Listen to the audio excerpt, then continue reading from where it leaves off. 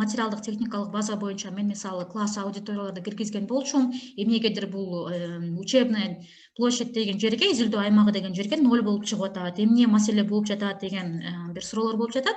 Ал үчүн ИСОго киргенде сиз инфраструктуранын баяндаманын ичине киресиз. Бул жакта 4 кадам бар. Бул жер, имарат, этаж, анан кийин класс, кабинеттер. Ошол себептен сиз ушул 4 нерсени аткарбасаңыз ката болуп калат.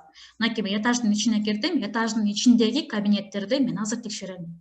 Мынакей меники көрүп атасыз, биринчи эле бул кабинет деп турат. Эгерде бул класс болсо, анда бул туура эмес болуп калат. Анткени үчүн кабинет бул директордун кабинети болот, бухгалтериянын кабинети болот, анан учительская кабинети болот. А класс, аудитория бул окуй турган класстар. Ошол себептен эгерде сиз туура эмес кылып койгон болсоңуз, анда мынакей редактировать кнопкасын басышыңыздар керек ушул эле бөлмөнүн чекесиндеги.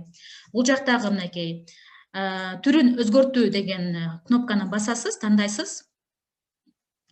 Анан так, бул жерден класс, аудиторияны тандап коесуз. Мен буга чейин типти тандаганмын, азыр мен класс, аудиторияны тандадым.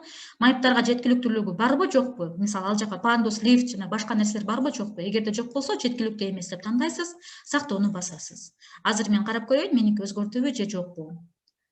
Так. Жазуу ийгиликтүү жаңыланды деп турат. Келиңиз артка келип, буну текшерели.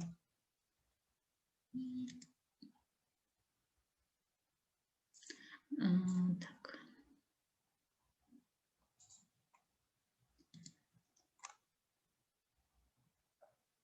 Мынакей көрдүңүз, буга чейин мынакей кабинет бөлмө, бул жерде кабинет болчу. Мынакей класс, аудитория. Эгерде карап көрсөк, мен өзгөрткөнүмдү бул жерде мынакей көрүнүп турат. 29.03 бүгүнкү дата 15.21. Азыркы сан, азыркы саат болуп турат. Мен буну өзгөрттүм. Сиздер дагы ушул редактировать аркылуу кабинеттин типин класс, аудиторияга өзгөртүп алсаңыз, эртеңки күнү бул жакта изилдөө аймагы, учебная площадь деген жери сандары чыгып калат. Бардык кабинеттериңиздин квадрат метри бири-бирине кошулуп, толук квадрат метри бул жака чыгып калат. Ошондо туура болот.